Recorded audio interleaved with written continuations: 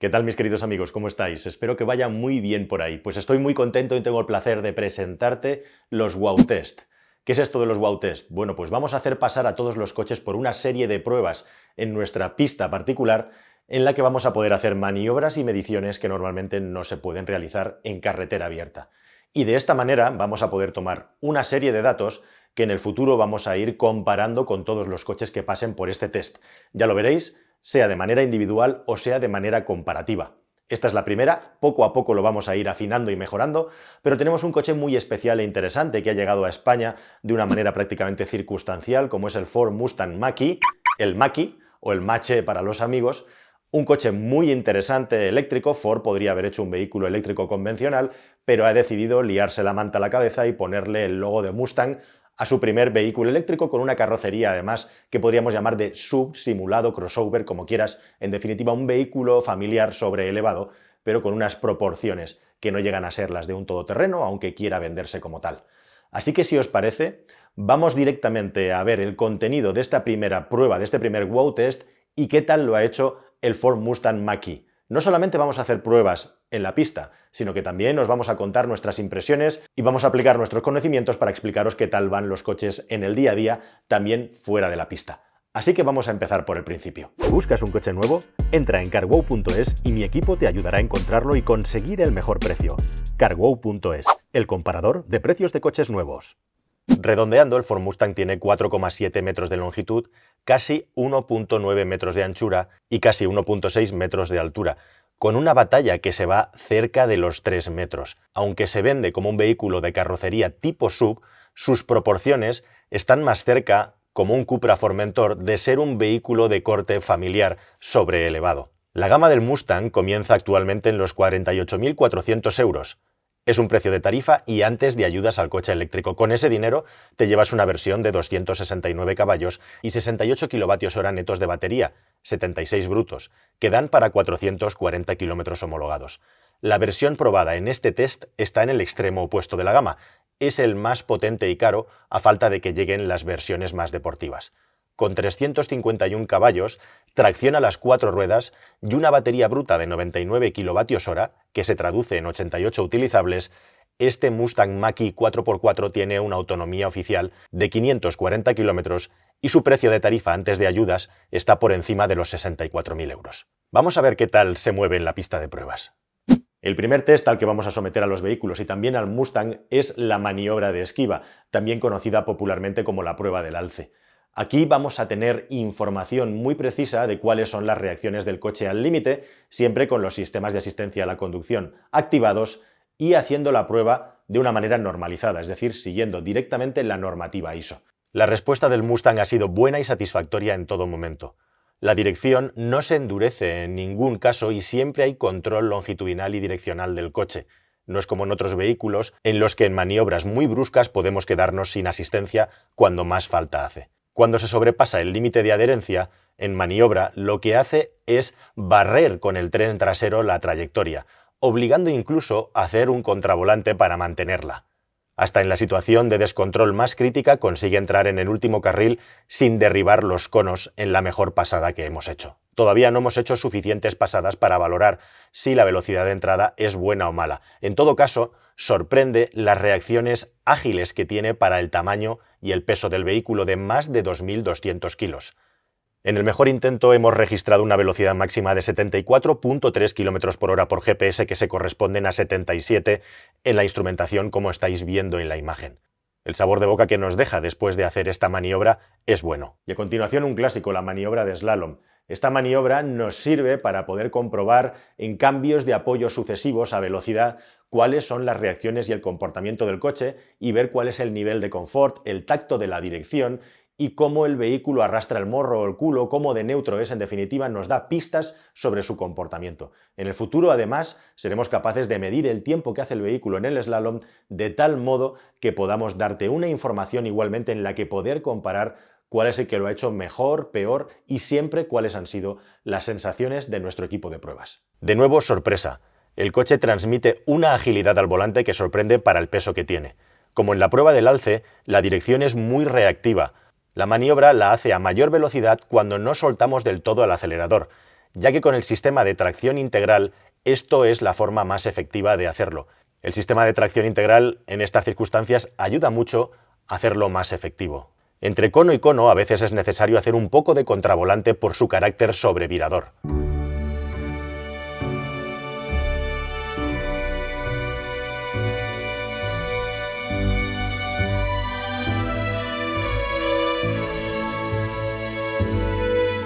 En todos los wow test que hagamos haremos siempre una prueba de aceleración, normalmente de 0 a 400 metros. Esta prueba nos va a servir para ver cómo de rápido es el vehículo y cuánto le cuesta acelerar para hacer una maniobra de adelantamiento o una incorporación, por ejemplo, siempre partiendo desde parado, además, para ver qué tal funciona el cambio de marchas, sea manual o automático, cuál es la capacidad de tracción que tiene el coche contra el suelo. E igualmente también en los vehículos eléctricos, haciendo aceleraciones sucesivas, vamos a ser capaces de saber si el vehículo se recalienta y si tiene una pérdida de rendimiento rápido a la hora de poder hacer este tipo de maniobras. Hemos hecho 6 aceleraciones consecutivas en el anillo sin dejarle descanso para ver si desfallecía el rendimiento por sobrecalentamiento de la batería o de los motores eléctricos. No lo ha habido. Hay algún matiz, una pequeña pérdida, pero en todo momento registra muy buen tiempo. Hemos hecho una medición mínima de 13,9 segundos en el 0 a 400 y una máxima de 14,64. La mínima ha sido la primera, con lo cual sí que hay una pequeña pérdida, pero prácticamente es imperceptible al volante. La velocidad máxima registrada al llegar a los 400 metros ha sido de 160 km por hora. Con 4x4 y 350 caballos, la aceleración de este coche es muy buena. Y en la maniobra de frenada, por supuesto lo mismo, pero al revés. Vamos a hacer maniobras sucesivas de frenada de 120 a 0 km por hora para ver cuál es el desempeño del vehículo, cuántos metros recorre hasta detenerse completamente y cuál es el nivel de recalentamiento de los frenos. Además, en el futuro vamos a ser capaces de tomar nuevas mediciones que vais a ir viendo, en las que vamos a poder saber exactamente qué es lo que está sucediendo en los 4 frenos que tiene el coche. Vamos a ver el Mustang qué tal lo ha hecho. En la frenada de emergencia hemos notado que el coche tiene un buen tacto y una buena mordiente, y no acusó la fatiga. Se hicieron 3 frenadas a fondo, e incluso fue mejorando las distancias, por lo tanto, la fatiga fue inexistente. En la primera pasada medimos 52,3 metros, en la segunda 52,1 y en la tercera 50,7 metros. Quitando de la ecuación el tiempo de reacción del conductor, cualquiera de los 3 datos es muy bueno, pero 50,7 es una frenada brillante, atípica en un coche de estilo SUV, salvo que estés hablando de un Porsche. Esta buena frenada, además del buen desempeño de los frenos, puede estar también explicada por el excelente reparto de pesos del vehículo y el hecho de que tiene mucho peso cargando en el eje trasero, lo que ayuda a distribuirla muy bien. Además, vamos a añadir un nuevo tipo de test a nuestras pruebas que llamamos frenada 3D o frenada Matrix. En esta prueba, a 90 km por hora y justo en el vértice de una curva, pisamos a fondo el freno para conocer el comportamiento del vehículo en una frenada de emergencia con el coche apoyado y el volante girado. De esa manera vamos a poder tomar 3 mediciones distintas. La primera, cuánto tarda el coche en frenar desde que pisamos el freno. La segunda, cuánto nos desviamos de la trayectoria ideal que le estamos ordenando al coche con el volante. Y en tercer lugar, cuáles son las sensaciones e impresiones tanto desde dentro como desde fuera para ver si el vehículo tiene unas reacciones nobles o hace algún tipo de extraño a la hora de realizar esta maniobra. Se hicieron 4 frenadas y los resultados fueron de mejor a peor. La explicación de esto es la degradación alta del neumático que sufre al realizar esta maniobra. En la primera frenada hicimos 45,5 metros, en la segunda 44,4, un poco mejor, y a partir de ahí 49,2 y 50,3 la peor en el último caso. No se plantean problemas de seguridad en la frenada. A todos nos ha parecido que el coche ha hecho una frenada con seguridad. Próximamente mediremos además la distancia del punto por el que idealmente el vehículo debería de estar circulando. Un dato interesante a la hora de circular con confort en ciudad o en los aparcamientos es el radio de giro. El Mustang Mach-E es un vehículo grande. Vamos a ver qué tal lo hace, siempre teniendo en cuenta que vamos a intentar medir entre paredes y, si es posible, tener el dato también entre bordillos, como es el caso. El dato oficial entre bordillos es de 11,6 metros. Nosotros lo vamos a medir siempre entre paredes, y en este caso ha sido de 12 metros. Este dato es un dato intermedio, no es ni malo ni extraordinario, pero es tendiendo a bueno en un vehículo del tamaño del Mustang Mach-E. Bueno, si algo nos ha llamado la atención del Mustang, como te voy a contar con más detalle a continuación, es lo bien que pasa por las irregularidades, lo bien que filtran los baches. Vamos a tener una prueba específica de baches. Siempre vamos a entrar a la misma velocidad y vamos a programar los distintos modos de suspensión que tenga el vehículo, la amortiguación más o menos dura, más o menos confortable, para ver las diferencias y poder experimentar de una manera visual cómo de confortable es un vehículo y también cómo reacciona a irregularidades importantes en el terreno cuando vamos circulando a cierta velocidad.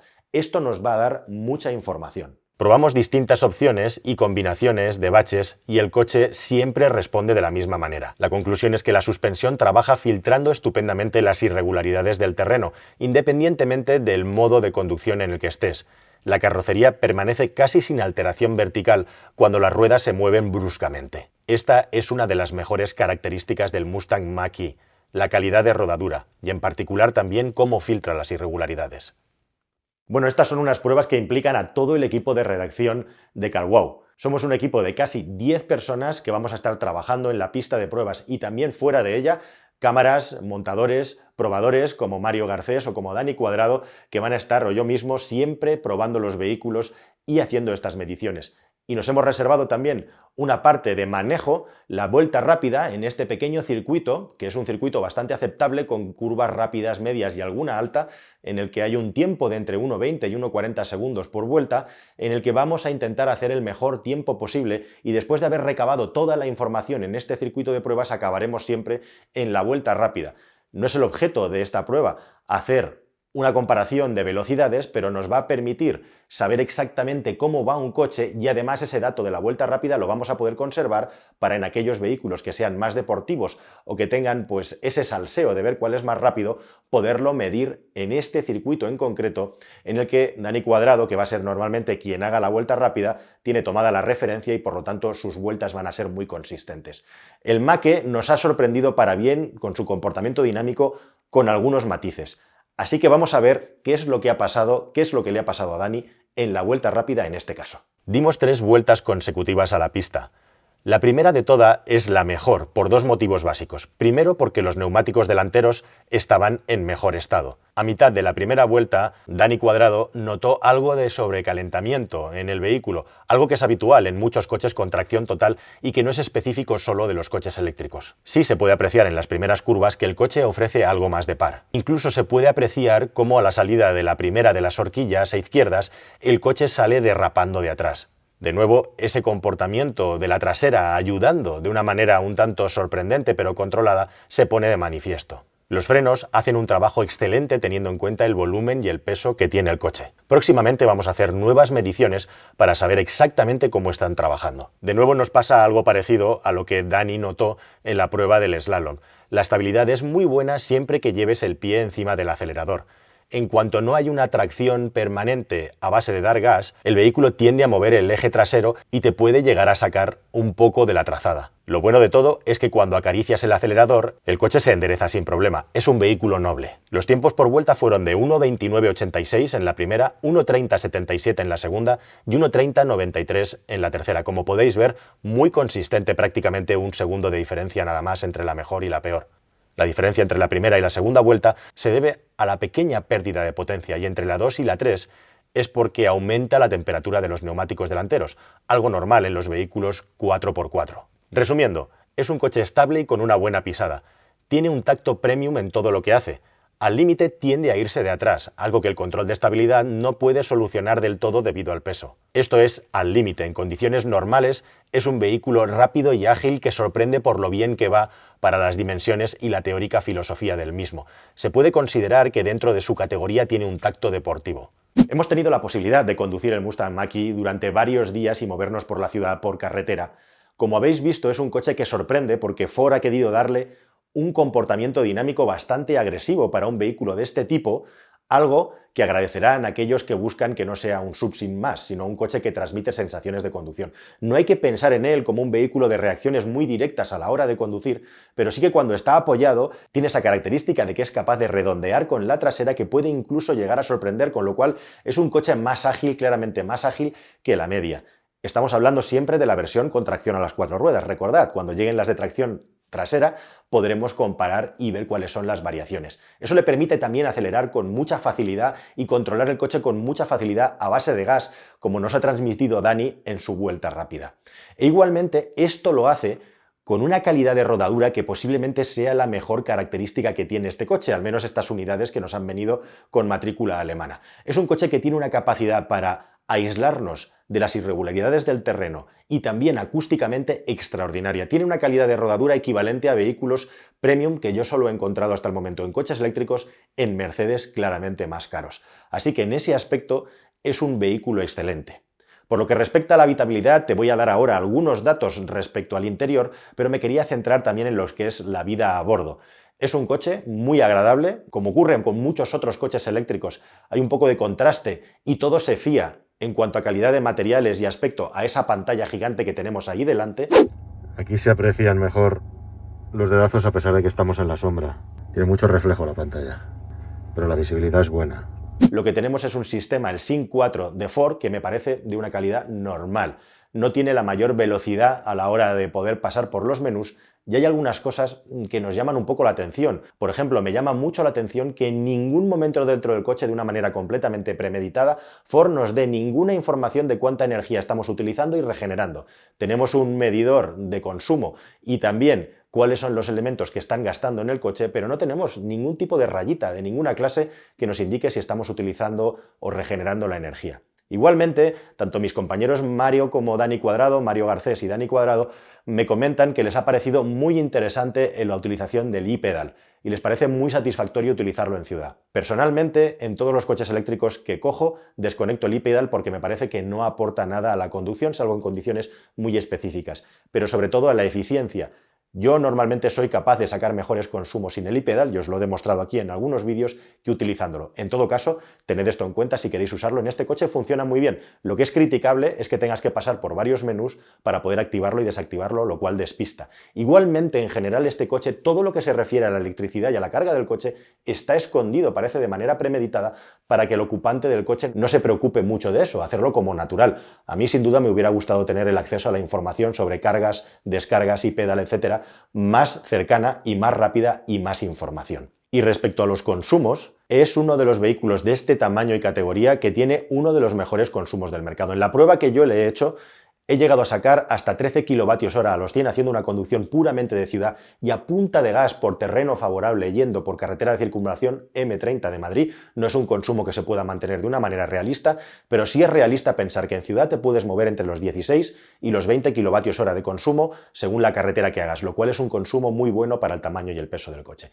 Y en carretera, lo que me he encontrado igualmente son dos cosas. El coche tiene un consumo bueno, de los mejores de su clase, que puede oscilar entre los 18-19 yendo hacia abajo a los 24-25 yendo hacia arriba. Esto va a depender de la conducción. Si estás pensando y pidiéndome una conducción a 120 km por hora de manera continuada con el climatizador, lo normal va a ser que estés entre los 22 y los 25 kWh de consumo, que es menos de lo que marcan los rivales que tiene este vehículo, a falta de que llegue el Tesla Model Y, etcétera, etcétera, etcétera. Influye mucho en la conducción y en el consumo el uso del climatizador. El climatizador puede aumentar el consumo con frío, como he tenido yo el coche en algunos días por debajo de 7 grados, entre un 15 y un 20% en el extremo. Tened en cuenta que no tiene bomba de calor. En todo caso, es uno de los pocos coches eléctricos que se ha acercado a las autonomías haciendo una conducción consciente que anuncia la marca, lo cual es una muy buena noticia y también una pequeña novedad. Siempre que tengamos en cuenta, claro, que no debemos de ser excesivamente alegres con el acelerador porque entonces la cosa se va a disparar. En todo caso, los consumos que marca el vehículo siempre son bastante bajos e incluso en la vuelta rápida, donde coches eléctricos marcan entre 80 y 130 kWh de consumo, que serían los consumos máximos, este no ha llegado a marcar 50.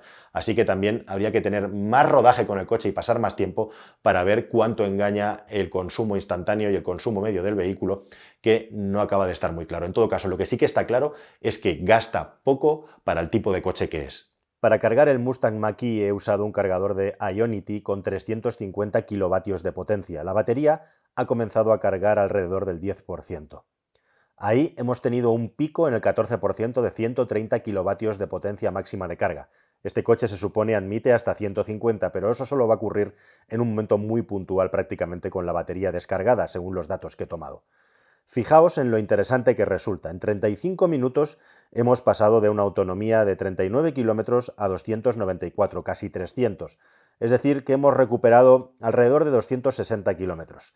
Pero a partir de ahí, con el coche con la batería cargando sobre los 68-70%, la potencia de carga un poquito antes ha bajado de 78 a 33 kilovatios, después de una fluctuación de un descenso bastante moderado. Así que a partir de ese punto, en el 70%, hay un salto importante, un salto todavía más grande a partir del 80%. Lo que nos dice esta gráfica básicamente es que es inútil seguir cargando llegados al punto entre el 75 y el 80% porque vamos a perder muchísimo tiempo. Lo que demuestra esta gráfica son dos cosas. El coche desfallece claramente en carga al llegar a cerca del 70%. En otros vehículos eléctricos con una potencia de carga tan alta no ocurre esto. Y en segundo lugar, es inútil, salvo que necesites todos los kilómetros, pasar del 80% de la carga. Hay que decir que fuera hacía una temperatura muy buena, 11 grados, pero había una grandísima radiación solar, con lo cual realmente en el interior de la batería hacía bastante temperatura respecto a la temperatura exterior. En lo que respecta al espacio interior del Mustang Mach-E, las sensaciones son buenas, sobre todo si se piensa en 4 ocupantes. Es un coche estrecho proporcionalmente en las plazas traseras, pero para 2 personas hay espacio de sobras. La medida más interesante, desde luego, es la longitud para las piernas, donde va sobrado, y quizá atrás lo que falta un poco es cota para las tallas más altas. El maletero es más bien pequeño, tiene poco más de 400 litros, pero se compensa en parte con el hecho de tener un pequeño maletero frontal de 80 litros. Juntos no llegan a los 500 litros, es un tamaño intermedio dentro de su categoría, tirando a pequeño. En todo caso, tener esos 2 espacios de carga desahoga un poco. Para tener todas las mediciones precisas del interior del coche os recomiendo que vayáis a la prueba a carwow.es/blog, donde os vamos a enseñar exactamente qué cotas ha dado este Mustang Mach-E. Así que en resumen, las mayores virtudes de este coche son su confort de marcha, su insonorización excelente que le da una calidad de rodadura a la altura de vehículos premium bastante más caros. El funcionamiento del e-pedal en ciudad tiene buenos consumos para el tamaño y la potencia del vehículo, una buena habitabilidad para 4 personas, y en maletero el delantero es un pequeño desahogo y en el trasero quedan bien escondidos todos los cables. Los principales defectos que le hemos encontrado: un ruido del climatizador anormal, suena mucho a tubería. Para conectar y desconectar el e-pedal tienes que meterte en un menú y tocar la pantalla central, lo cual es un poco enrevesado y distrae. Hemos tenido algunos problemas para cargarlo en casa en un enchufe normal. En maniobras puede llegar a ser brusco si no controlamos bien cómo pisamos el gas. El tacto del freno, que tiene muy buena mordiente, es peor en condiciones de maniobras y a baja velocidad. Cuesta más dosificarlo, como ocurre en muchos vehículos eléctricos y ya hemos observado igualmente en el Ford Kuga híbrido enchufable. El sistema multimedia es válido sin más con esa gran pantalla, no tiene una velocidad de refresco muy alta y el mando del volumen, además de algunos pequeños elementos del interior, desmerecen un poco por el tacto y la calidad. En general, la calidad de ajuste del vehículo es bueno. Así que nada más, queridos amigos, ¿qué os ha parecido esta prueba? Como os digo, pronto vamos a ir añadiéndole detalles, datos e información, vamos a ir haciéndola crecer, espero que sea de vuestra satisfacción. Si no lo habéis hecho ya, por favor, suscribíos al canal, porque todos los meses y todas las semanas vamos a ir subiendo wow test de este tipo, ya sea individuales y comparativos, y es muy importante que no te pierdas ni uno. Ya sabes, hazlo saber, quédate con nosotros, te vamos a informar de los coches que van saliendo al mercado de una manera completamente novedosa, como acabas de comprobar. Hasta el siguiente vídeo, amigos. Hasta luego, adiós.